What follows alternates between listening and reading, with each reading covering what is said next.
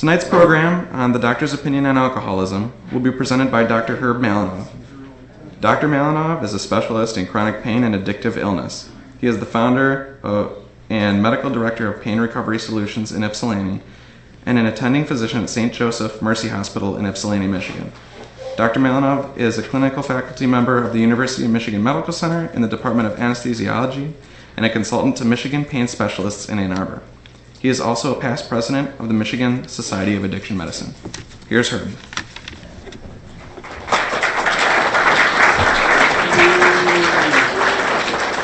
Good evening. Can you guys hear me? I don't have a microphone. Can you hear me all right? Am I projecting to the back row back there? All right. Well, again, I apologize for getting late. This is all this technical stuff out here. You know, I got enough gray hair that I'm not so good at these things. I don't know who is, but I'm not good at those things. But I want you to know, Jess has assured me that 20 minutes doesn't count on my time, so we can be here till like 11:30 tonight. I've got about 475 slides to show you, which is why I need the computer, and I'm going to take a lot of time. Now, I like to look at the clock back there when I talk, not because I want to see what time it is. I want to give those of you here who are worried about it a sense of optimism that I care what time it is. But we're going to talk about the doctor's opinion, and I'm going to try to get done on time. On time is when I'm done, so we'll be here for that. Now, have you anybody heard me talk before about this? Any repeaters? Any recidivists in this audience? Okay, we got a couple. All right. So I've changed the talk a little bit to reflect some new information. Oh, I have a microphone. I don't have to shout now. Oh, all right. I can do that. Let's do that. Sorry, I should be in the studio. Hello? Oh, well, fabulous. Now I can shout.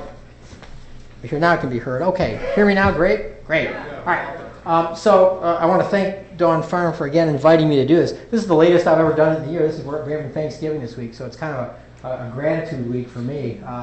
And you notice I wasn't even nervous up here. I noticed that I knew they were going to get this darn thing fixed. I knew they were. They weren't going to let me get out of here without talking. So I'm going to go through the doctor's opinion. Now, does anybody not know what the big book of AA is? Raise your hand.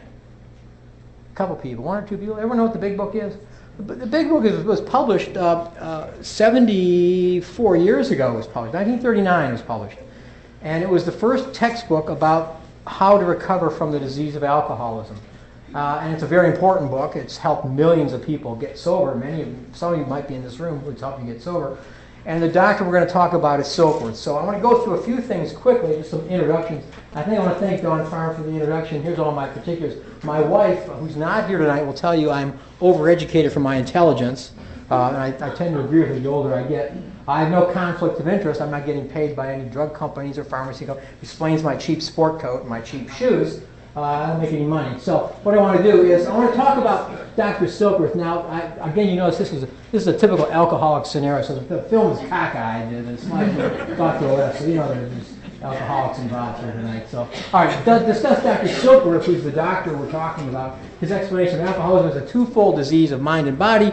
We're going to talk about Silkworth's opinion. We're going to relate it to the actual, what we know in 2013 about the neurobiology of addictive disease and alcoholism. And I want to identify alcoholism as therapy as promoted by Alcoholics Anonymous and its relationship to the doctor's opinion. All right, so that's a whole bunch of boilerplate. I want to have time for questions. So we might have some time for questions as we go along. I talk fast. I've had a lot of coffee today, so I'm going to talk fast. And we'll have time for questions when I get on. I'm supposed to be able to talk till 9 o'clock. I don't think I'm going to talk till 9 o'clock. Above all, I don't want to be boring. God knows. I can't stand boring lectures. I've been to so many lectures in my life. If I start being boring, would you please raise your hands or just wave or stand up or start snoring? I don't want to bore any of the advanced thinkers in this room. I start out with my talk by a picture of a painting. Does anyone know who the artist is here? Ed, who is it? Edvard Degas, D-G-S. Edvard Degas was a great portrayer of human emotion. He painted at the end of the 19th century, the early 20th century. And this is a picture called L'Absinthe, or the absinthe drinker. You don't know what absinthe is? It's a real poisonous alcoholic drink. It was popular in the 1890s. Poisonous alcoholic drinks were popular at one point in time. And this is a drawing of a woman sitting at a cafe. Let's get a close up. Look at those eyes. This woman is an alcoholic.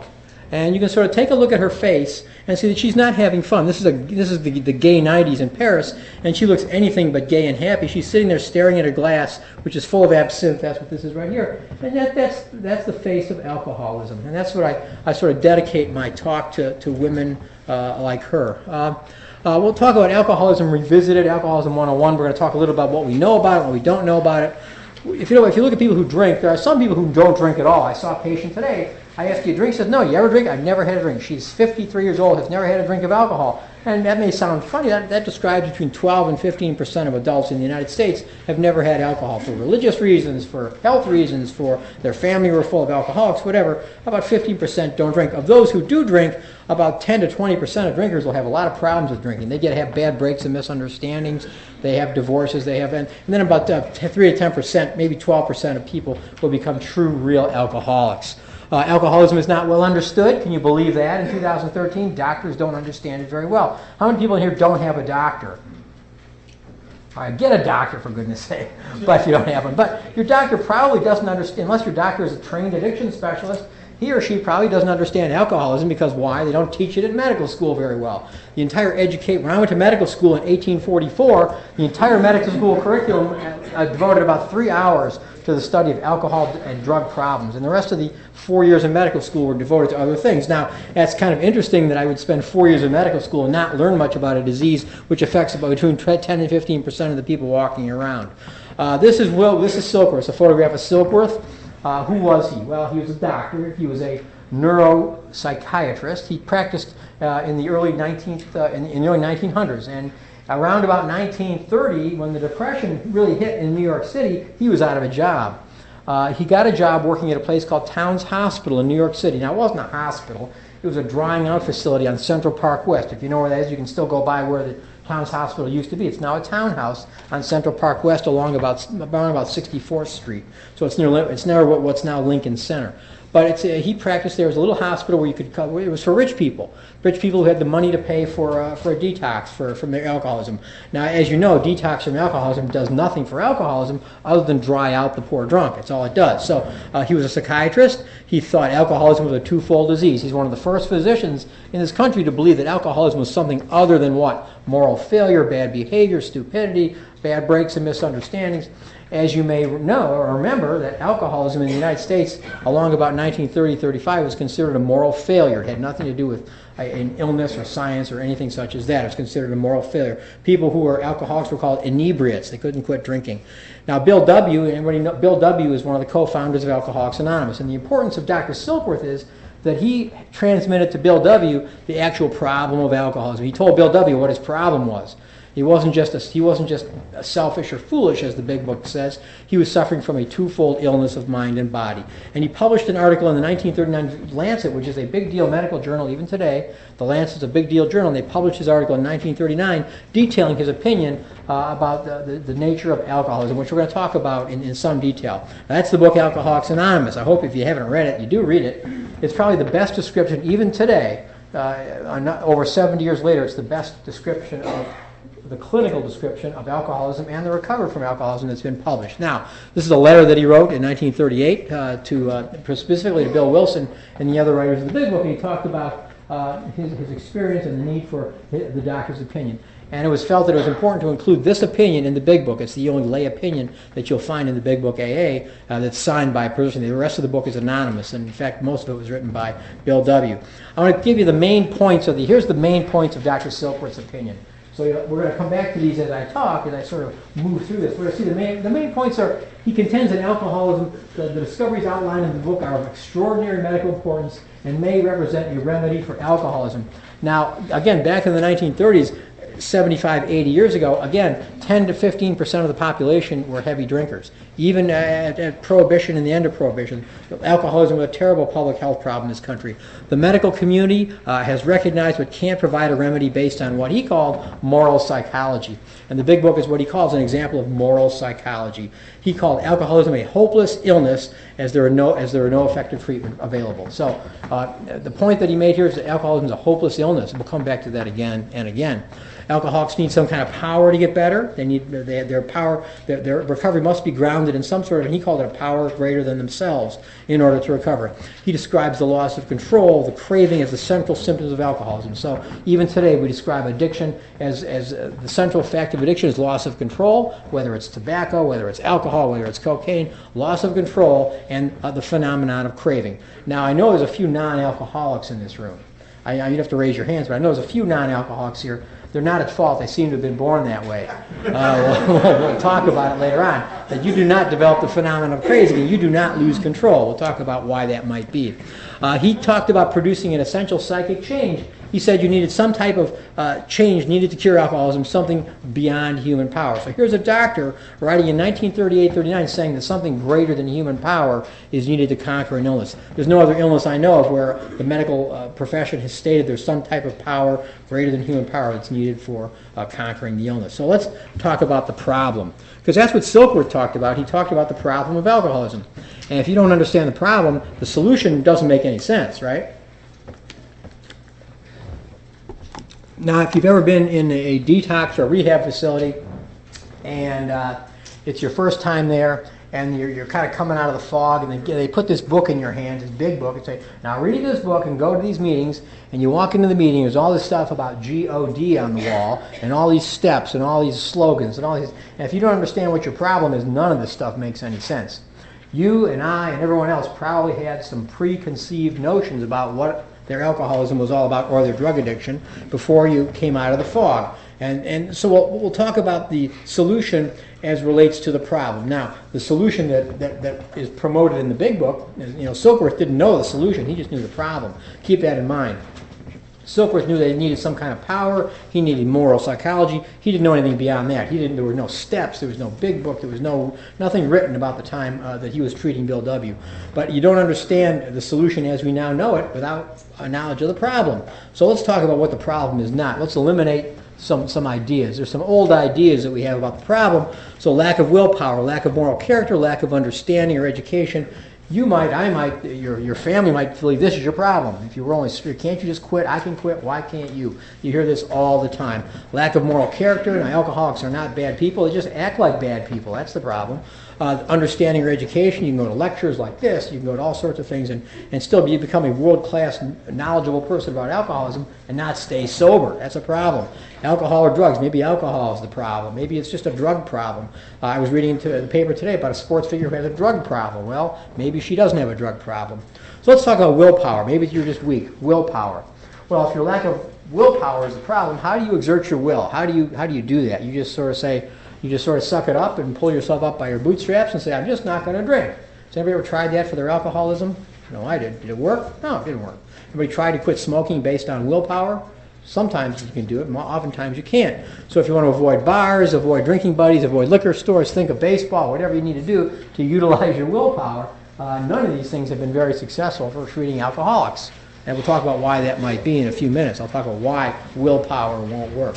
Willpower comes from the front part of your brain. We'll talk about that. But trying your willpower won't work. So here's, anybody know who that is? Mickey Mantle. Mickey Mantle. Now, Mickey Mantle had quite a bit of willpower. He played on terrible knees. He hit over 500 home runs. What was Mickey Mantle's problem at the end? He was what? He was an alcoholic, right? He died of alcoholism after a second liver transplant. You know who that is? Well, he helped win World War II. There's a guy who's got some kind of willpower. He looks like he has willpower. He was an alcoholic. And he died later in life, but he was drinking about a fifth a day at the time he died. This guy here, the guy on the right, not the flag, the guy on the right, he put that flag on the moon. He is a sober alcoholic. He doesn't lack for willpower. He has what's called the right stuff, and he's an alcoholic. And so there's three examples of people with outstanding willpower who couldn't quit drinking on their own. So maybe it's just lack of knowledge. Maybe you need to be brilliant in order to stop drinking. Well, go to lectures like this, read books, TVs. At the treatment centers we go to, they give lectures, read the Father Martin Chalk Talk, all that sort of stuff, and maybe you can learn more about alcoholism, and that will solve the problem. Not so, right? So power your mind to control alcohol, the all-natural self-hypnosis. There are many, many cures. There are still cures like this being promoted. They don't work. Sad to say that knowledge alone, anymore if you think about any other medical illness, knowledge about your diabetes doesn't help treat your diabetes, does it? You can know everything you want to know about high cholesterol. You can't think yourself out of high cholesterol. So here's a genius. This is a genius piano player named Bud Powell. He was a musical genius, died of alcoholism and drug addiction. Anybody know who that is? Jackson Pollock. He died in an alcoholic-related car accident. He was a genius painter. Couldn't stay sober. Anybody know who that is? Dylan Thomas, poet, died from heavy drinking. Died from alcoholism. Brilliant. Deep psychological problems. Maybe we're just crazy, right? Maybe that's the problem. We act crazy. Maybe we are crazy. Well, counseling, psychotherapy, and medication, tranquilizers ought to solve the problem. At one point in the 1960s and 1970s, alcoholism was thought to be a valium deficiency disease.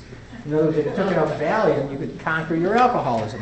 Most alcoholics ended up taking Valium and alcohol to a very sorry end. Referring to the book called The Valley of the Dolls. Anybody know who that is? Freud. What did he die from? Drug addiction. He died from head and neck cancer, and he had a tiny little problem with cocaine, if you know anything about him. He had kind of a cocaine problem in the 1880s. So psychology didn't help him. It turns out that 10,000 pounds of insight isn't worth 1 ounce of behavior change. So you can have all the insights you want from psychotherapy, group therapy, cognitive behavioral therapy, etc. It turns out that doesn't help conquer the disease of alcoholism any more than lots of insight helps you with your diabetes if you're not willing to take your insulin and stay on your diet, right? Right. How about lack of character? Well, alcoholics are I know some alcoholics who are characters, and we act like characters. Now, maybe just morality is the problem, and I think that idea has kind of gone out of style. No one really believes that addiction is a moral problem so much, although there are still some people who believe that if you're just a better person, you wouldn't drink so much. Well, the big book talks about a solemn oath, a better code of morals, better philosophy of life, organized religion. Well, of course, everyone knows who that is. That's Bing Crosby. He's not a priest, but he's playing one in the movie. And of course, I know several, actually more than several Catholic priests who are sober in Alcoholics Anonymous. They don't go to church for their recovery, they go to AA meetings. So it turns out that religion is nothing wrong with religion. It doesn't lead to a good aggregate of recoveries from addictive disease. So what if alcohol is the problem? Maybe alcohol and drugs are the problem. If you just quit drinking, you'll be okay. So maybe you just have a drinking problem, a drug problem. Well, what happens when you stop drinking? Anybody here try to just stop drinking and not recover? How well did that work? It's like trying to hold your breath underwater. You can do it for a little while, but over time it runs out. The book says we get restless, irritable, and discontent. We get full of resentment, fear, guilt, and shame. And because of the distress, we have to do what? Drink again, right? So just staying dry, staying away from drugs and alcohol, as some of us have tried to do, you can stay dry for a week, a month, a year, several years. Eventually it runs out and you pick up a drink or a drug again. So what's the point? as the guy down there was saying, what's the point of all this? The point is, I've just went through a whole gamut of things where I've identified what the problem is not.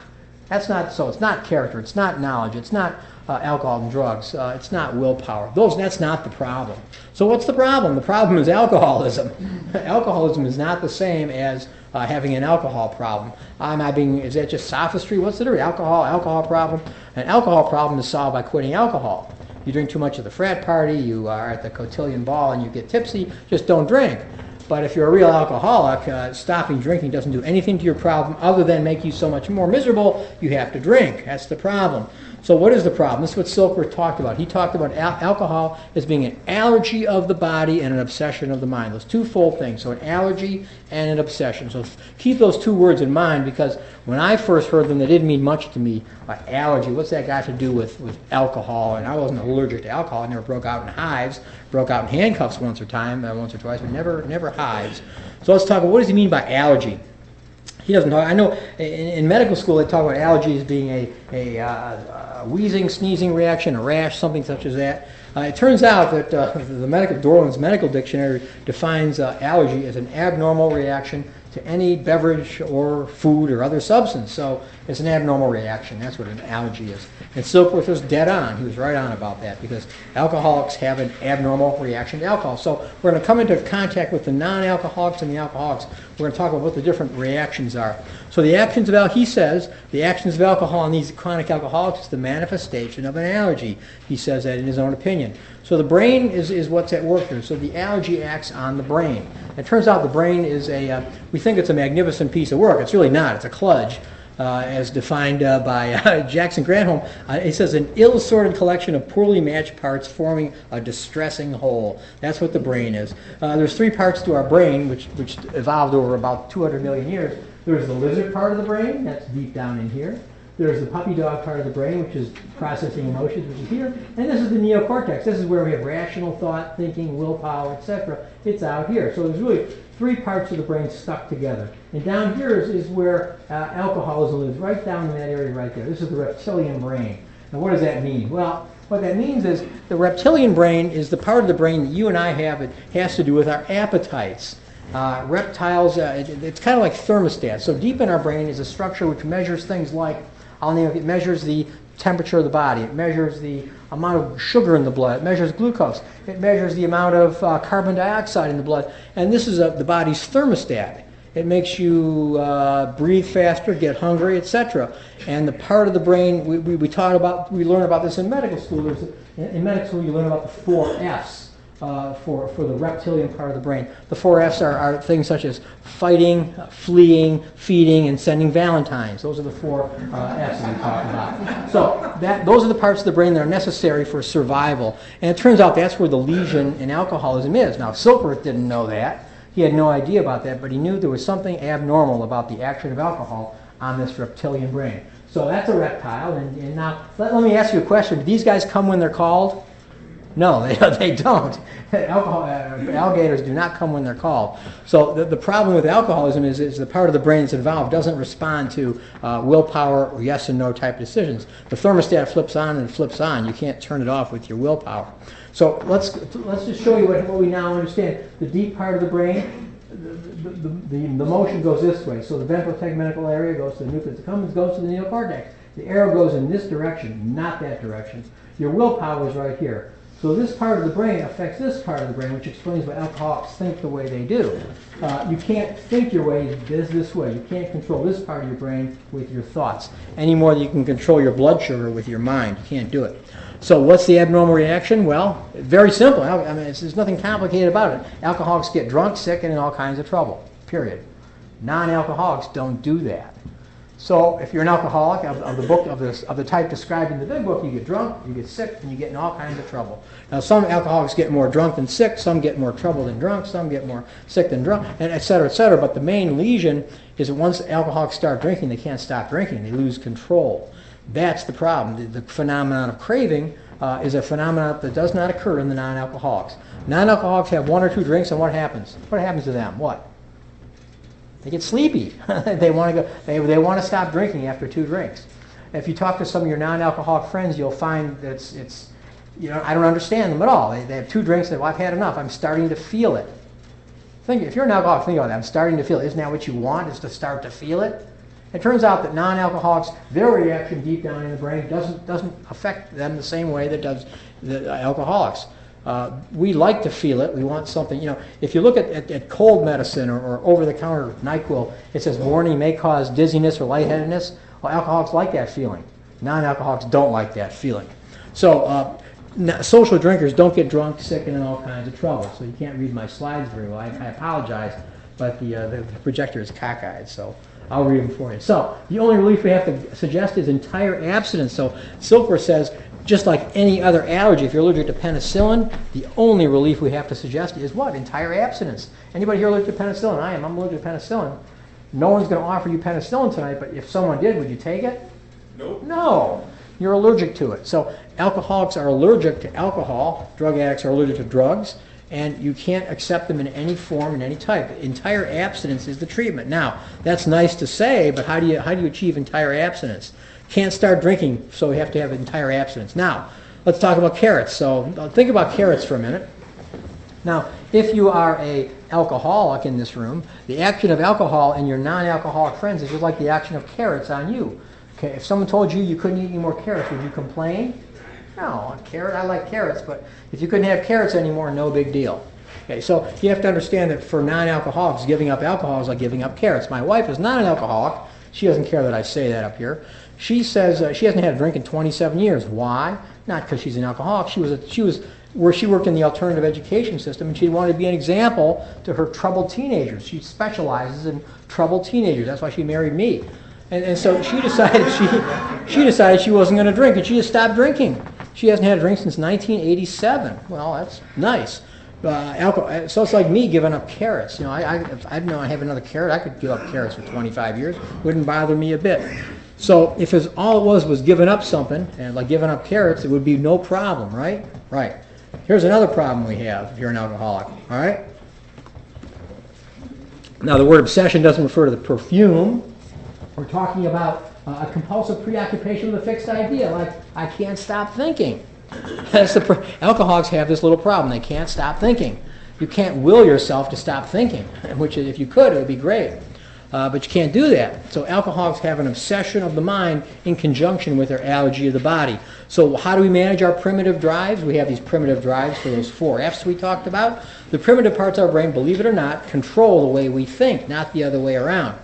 So if you go without eating for a little while and you're driving down the freeway, you might see a billboard for my favorite fast food restaurant, which is Burger King, and you may decide, well, I'm going to go have myself a Burger King. You think you made that decision on your own, but the deep part of your brain, the reptile part of your brain, helped you make that decision. So our basic drives change the way we think, not the other way around. As long as these basic drives are in control, just like they are with alcoholism, you can't change your thinking. You can't stop thinking. So you have to live your way into sober thinking, and the alcoholics in the late 1930s knew this. You had to live your way into sober thinking, not think your way into sober living. So you can't think your way out of alcoholism. It says they're restless, irritable, and discontent. He says this in the doctor's opinion, unless they can again experience a sense of ease and comfort. And I want you to think about those words, ease and comfort. Most non-alcoholics will drink alcohol. They do not get a profound sense of ease and comfort. In other words, if they're distressed, if they just had a fight with their spouse, if they had words with the boss, if they had a flat tire in their car, or if, like you're like me, your power went out last week, alcohol would not give you a sense of ease and comfort if you're not an alcoholic. If you're an alcoholic, it would give you a sense of ease and comfort within about 15 to 30 seconds. That's how quickly it works. Non-alcoholics, you're still miserable, but now you're just a little bit tipsy. So there's a big difference. So understand that. Insanity, what's insanity? Unable to comprehend the effects of your actions, the consequences of your actions. So when we talk about obsession, we're actually talking about a form of insanity. So here's a little kid, there's a hot stove. Anybody put their hand on a hot stove when they're a little kid? I did. Got a burn on my arm right here. My mom used to tell me how I burned myself on the stove. Now, once you put your hand on a hot stove, you're unlikely ever to do that again intentionally, right? You'll never intentionally go put your hand down on a hot stove. What do alcoholics do? They metaphorically speaking, they put their hand down on the hot stove, what? Again, and again, and again, and again. And they say what? They say, this time it's going to be different, right? That's insanity. This time this time I can drive intoxicated and the police won't arrest me. This time I can drink heavily and try to go to work. This time, and this time it'll be different. And is it ever different? Not usually, no. So the alcoholics suffer from this obsession that somehow, someday, they're going to be able to control this thing and get this thing under control. That leads the alcoholics to what? The gates of insanity and death, right? So you can't stop starting. If you can't start, you can't stop starting, you have a problem. Your personality change is sufficient to recover. You need a personality change. If your personality makes you start drinking, and if you start drinking, you get drunk and sick and all kinds of trouble, you got a problem. That's called alcoholism. So if you put the allergy and the insanity, as Dr. Silkworth said, the obsession of the mind and the allergy of the body, you put those together, you get what? You get powerlessness. And Silkworth called it a hopeless condition of mind and body. Mind being the obsession, body being the allergy. So the obsession and the allergy produce powerlessness. And that's the first step. Isn't that the first step in Alcoholics Anonymous? We admitted we were powerless over alcohol. Bill Wilson, right around now, 79 years ago, right now, Bill Wilson was in Towns Hospital coming off his last big drunk. He finally sobered up in December 12th of 1934.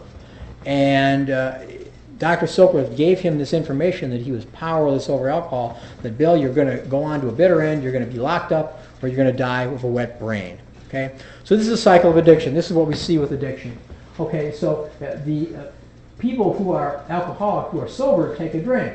They think, I can have just one or maybe 2 drinks. And that triggers this allergy. That says allergy. They go on a spree. They get drunk, sick, and in trouble. Then they sober up with a firm resolve. They sing the Alcoholic National Anthem, which is what?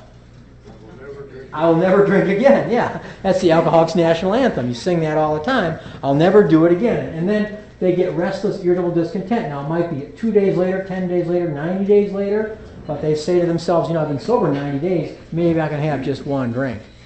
And Silkworth says this cycle is repeated over and over and over again, and unless the alcoholic can have an entire psychic change, there's very little hope of his or her recovery. So this is the cycle of addiction. This is what happens to people. And this is what we understand now. This is from a recent medical journal. Boy, this looks just like what I just showed you, except this is put some medical terms to this. So the drug expectation here is, this is the part of the brain involved, this is the binge, this is withdrawal, this is the reward circuits are kind of frazzled, the memory tells you can drink, and then the craving and expectation happens again. So this is from a modern medical journal. And you can see that what Silkworth was putting forth 85 years ago is really what we've come to understand is the true nature of addictive illness. And this is where it ends up. This is the final common pathway of all addictions, whether it's tobacco, alcohol, cocaine, you name it. This is the final common pathway, unless there's some way out. It's death, insanity, or jail. All right?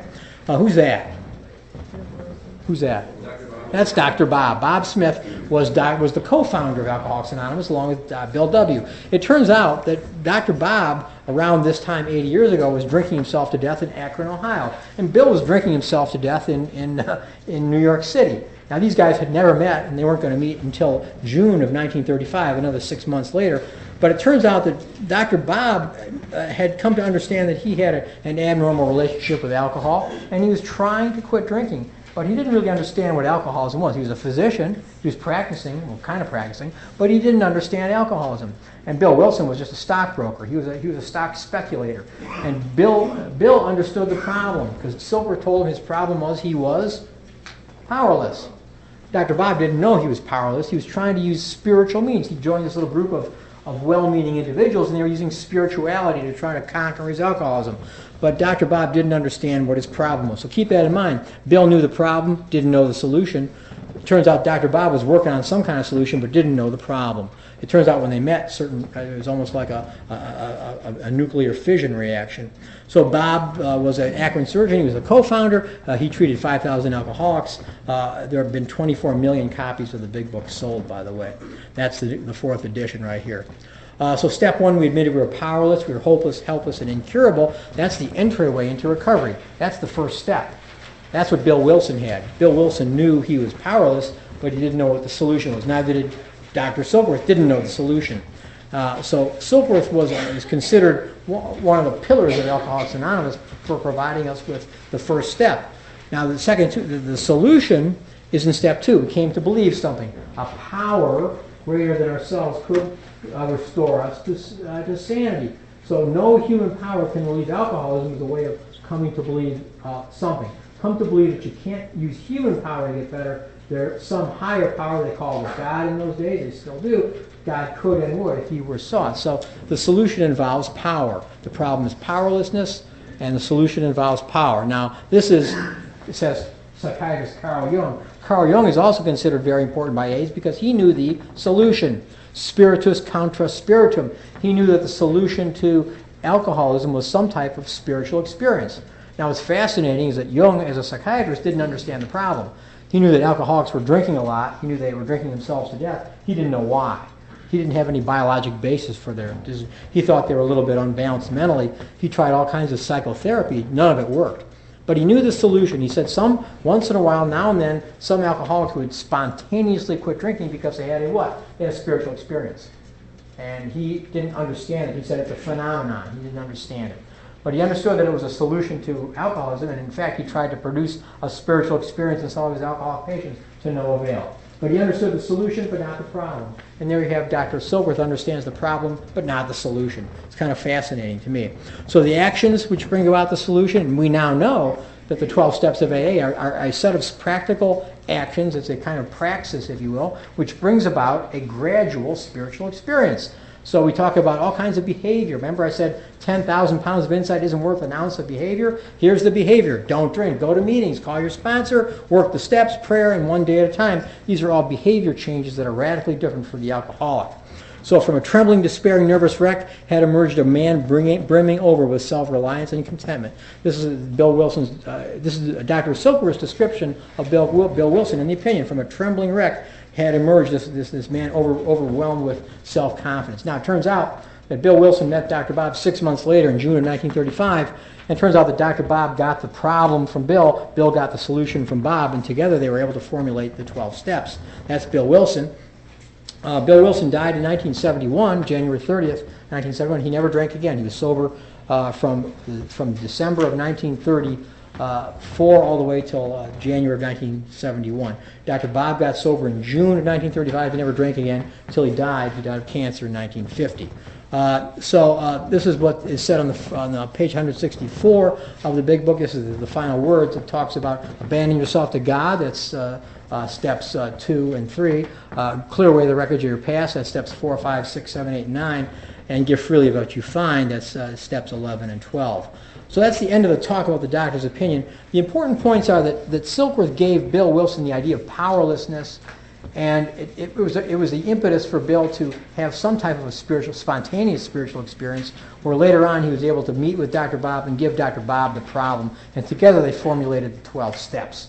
So Silkworth is actually one of the, you don't call Silkworth a co-founder of Alcoholics Anonymous, but he sure helped the process along. So that's my talk. We have time for questions. So I talked fast, so we have time for questions. So if you have questions about the doctor's opinion or questions about alcoholism, I can answer your questions. So the table's open, as we say in AA.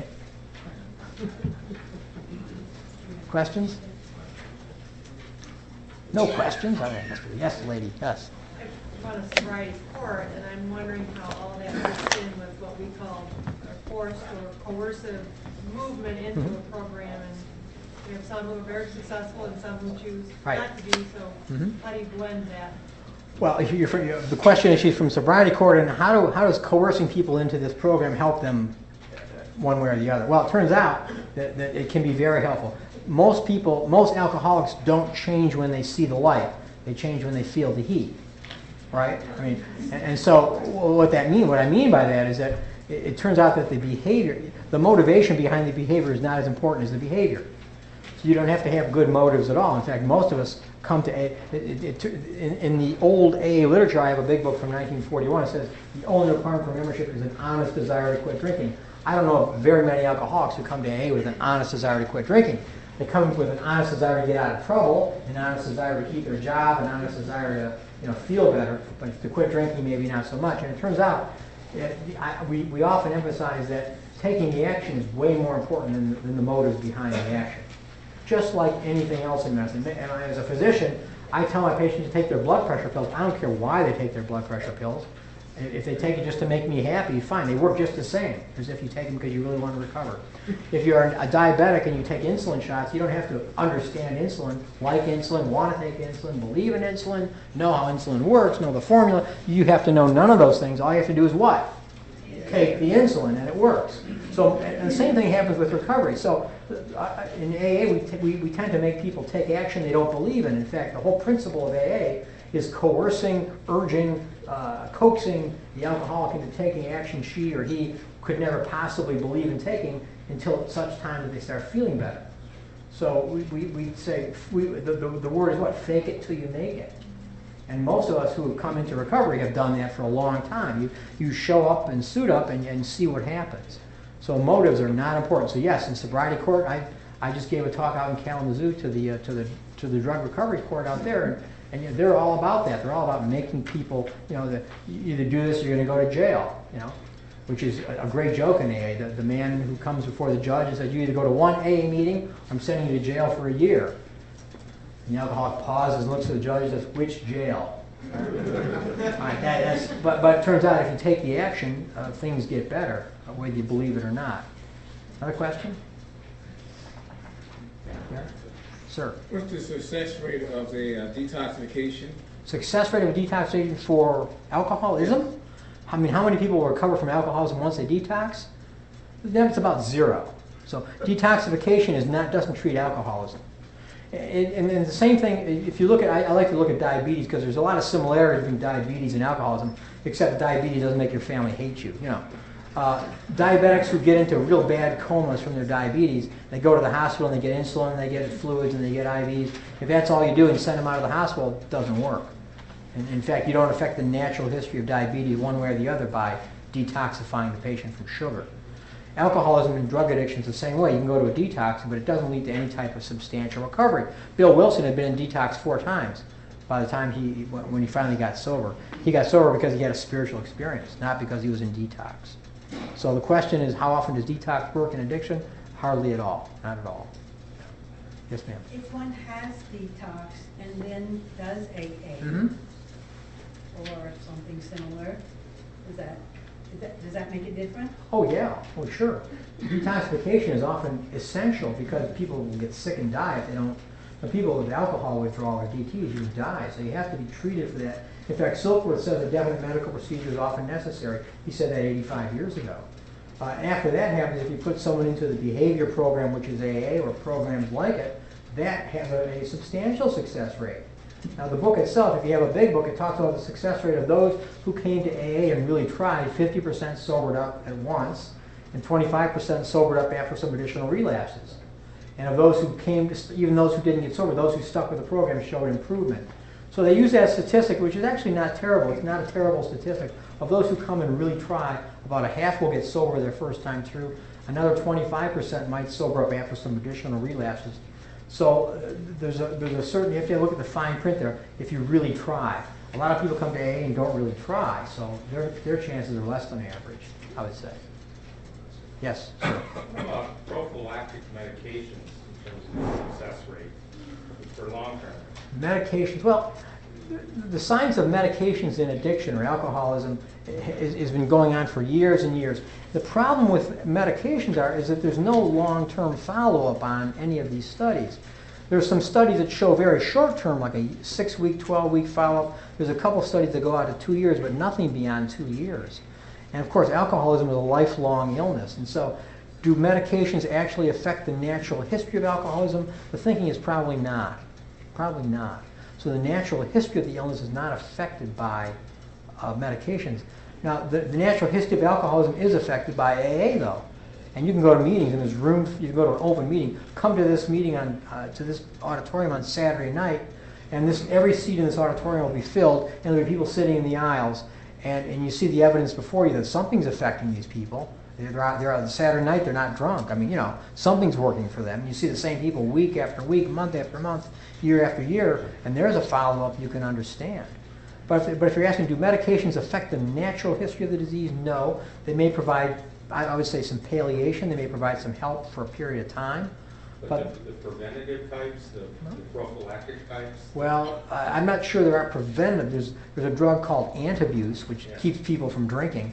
That's been discredited years ago. No one believes that antabuse is an effective treatment for alcoholism anymore. The people who've taken antabuse, if you talk to alcoholics who've taken antabuse and ask them how many people tried to drink on antabuse, they almost all raise their hands. Yeah, I've tried. It doesn't really work. That obsession's pretty tough. It's pretty tough. Yeah.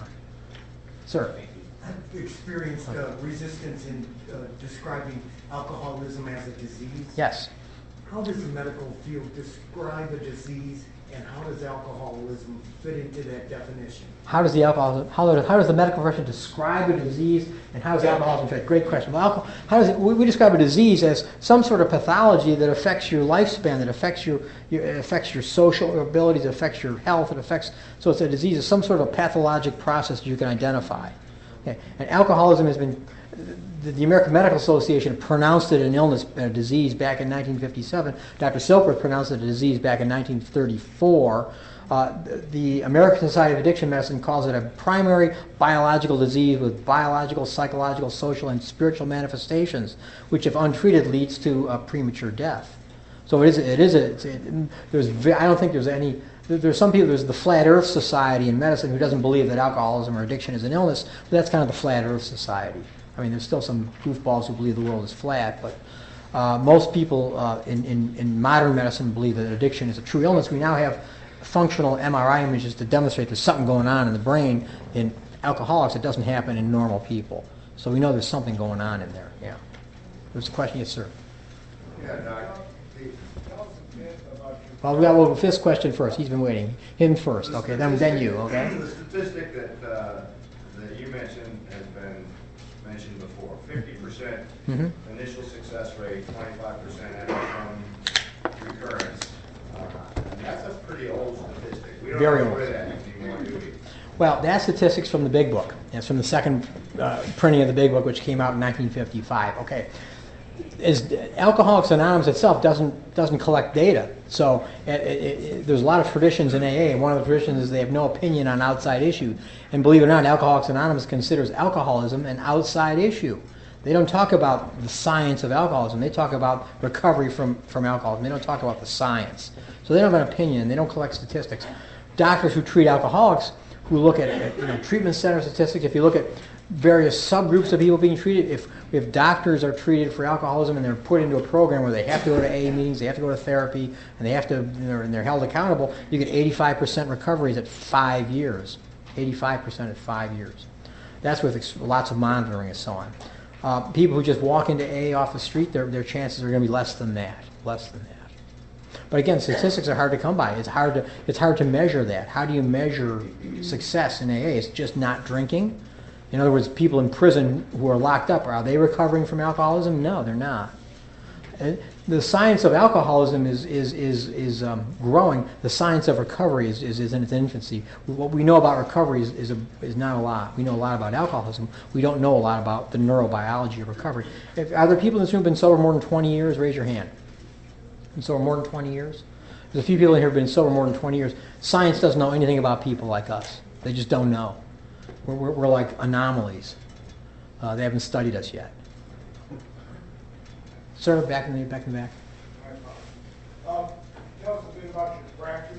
My practice? Yeah, as it relates to I'm alcoholism. a humble country doctor. Well, I'm an internal medicine doctor, and I'm actually a cancer specialist. And I got into, people ask, well, how did you get into addiction medicine? I always say it's through a series of bad breaks and misunderstandings, And I started a practice about 15 years ago, and I take care of people in recovery, and people who are not in recovery, and people who don't know they need to be in recovery. And I devote a lot of my work to patients who also suffer from chronic pain. So I do pain and addiction. And areas where other doctors kind of run the other way, I lean into that sort of stuff. I love that stuff. So that's what I do. Yes. Ma'am. Hi. If the bottle is a symptom, if alcoholism is a thinking disease Yes. versus a drinking disease, Yes. and a bottle is a symptom of the disease, how does this relate to steps 2 and comorbid disorders that involve mental illnesses? Good question. So if alcoholism is a thinking disease, how does it relate to step 2, and how does it relate to psychiatric issues, would you say? Well, people who suffer from addiction, alcoholism, can also have psychological problems, right? Both. You can have both. People who suffer from diabetes can also have rheumatoid arthritis. They're just different illnesses. There are different brain, so you look at illnesses that affect the brain. Well, alcoholism is a brain disease. Chronic bipolar disease is a brain disease. People who suffer from chronic pain have a brain disease. Multiple sclerosis is a brain disease. You can have all 4 of those at the same time. Step 2 is specifically relating to alcoholism, though. It's relating to the fact that no human power can relieve alcoholism, and then some higher power could and would if he, she, it were sought. So I'm not sure that answers your question, but they're completely different problems. You don't send people to AA meetings for schizophrenia. On the other hand, sending people to psychiatrists for alcoholism is not always that successful. It requires both types of therapy, I think. Both are helpful. Psychiatrists are very helpful for recovering alcoholics, and likewise, some people with psychiatric issues also have profound addiction issues as well. So never disparage a good psychiatrist if you can find them. Sir. So to piggyback on her question, Yes.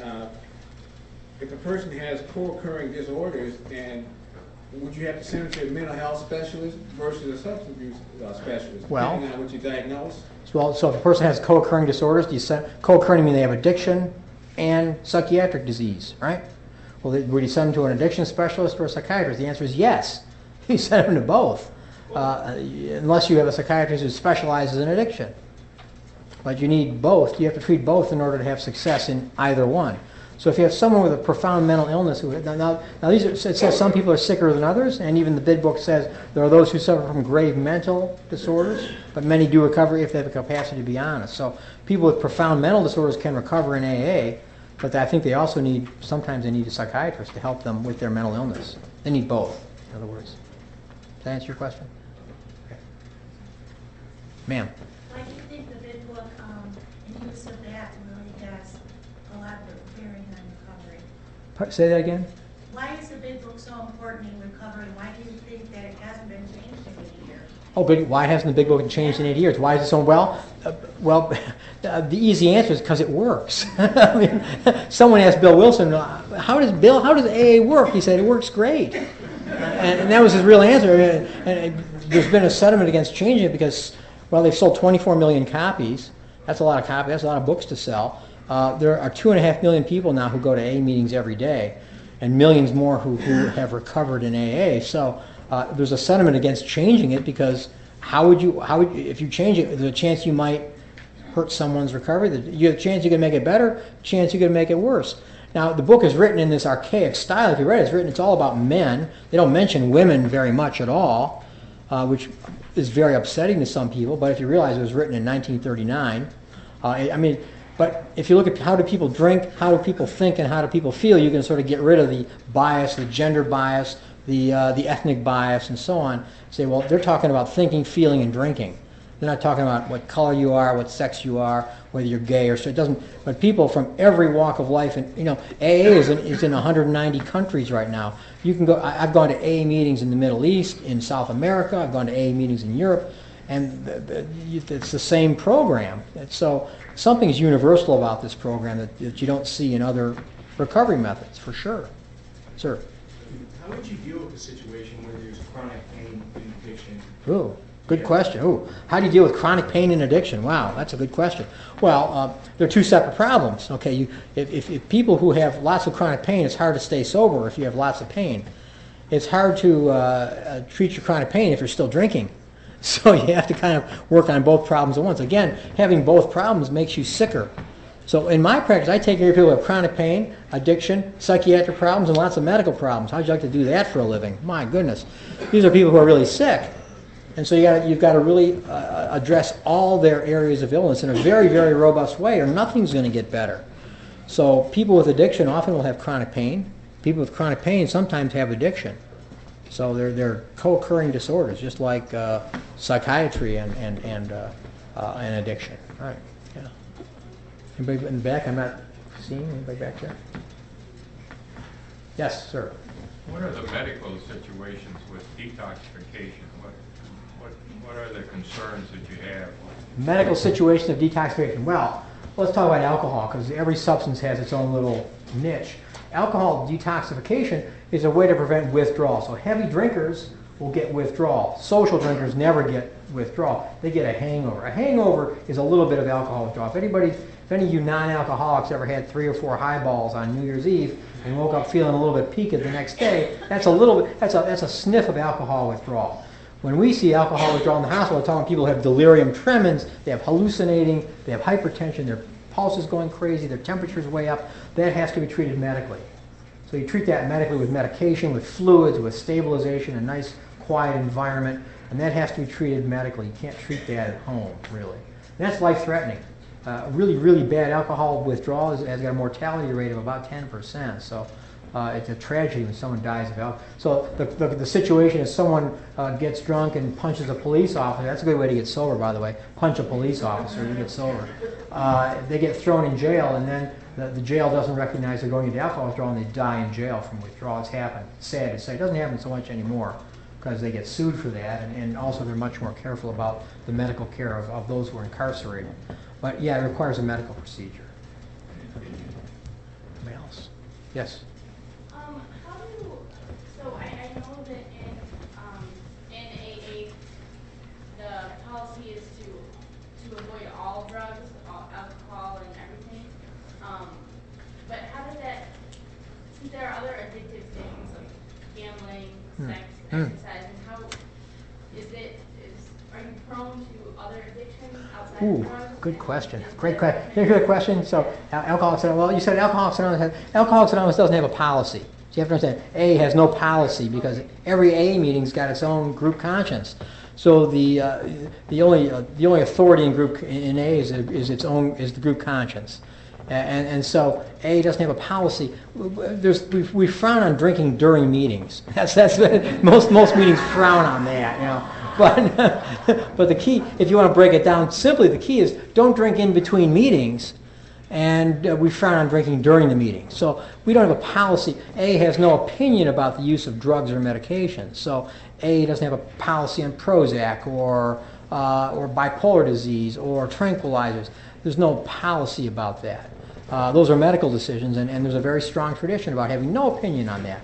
So if you go to A and you're still smoking pot, it's probably not going to work for you, right? There's no marijuana maintenance program in AA. We don't talk about that so much. But again, you're perfectly welcome to come and sit in AA meetings, but we don't want you to smoke dope during the meeting. It's not good for the rest of the people there. So that was the first part. The second part of your question was, what was the second part? Just so say I didn't say it as a policy, Yeah. but I suppose the recommendation or the suggestion Yeah. that I heard in conjunction with Right. AA and Narcotics Anonymous is to avoid all drugs. Well, But what do you do with other? Well, avoid non-prescribed drugs. We say, so if you're getting a prescription for your blood pressure pills, we don't say avoid that. I mean, so we're never going to tell someone in an AA meeting, well, you can't take those medicines prescribed by your doctor. We don't say that. We have no opinion about those. Now, we frown on using non-prescribed drugs. Most people in AA would say, well, I don't want to go, I don't want to drink NyQuil, for example. That's an over-the-counter cold preparation. It's got 30% alcohol in it, right? We don't agree with people who want to go to AA. If you want to snort cocaine, you're not going to recover from your alcoholism very easily. See what I mean? Your other question had, what about other behaviors? Shopping, sex, gambling, eating, and those. Yes, people with alcoholism are compulsive people. We have compulsions. When I talk about addiction, I'm primarily dealing with substances, chemicals, psychoactive substances. I think eating, gambling, sex, and so on are compulsive behaviors, very, very similar to addiction. A lot of similarities to addiction, but some important differences. In other words, if you have a compulsive overeating problem, you can't become abstinent from food. You see what I mean? If you have a sexual acting out problem, the idea is not to become abstinent from sex for the rest of your life. So those are issues that are a little bit different than addiction. So entire abstinence isn't the goal. I think in AA, the goal is an abstinence from alcohol. We don't counsel you to return to social drinking, because it doesn't happen with alcohol. Alcoholics don't return to social drinking. The book says that very clearly. There's no such thing as making a social drinker out of an alcoholic. Science may one day accomplish this, but it hasn't done so yet. Right? It says that in the book, chapter 3. Nothing's changed about that, by the way. Does that answer your question, for the most part? Okay. Got a few more minutes. We can go home and get warm. Thank you all for your attention. Thank you very much. Thank you.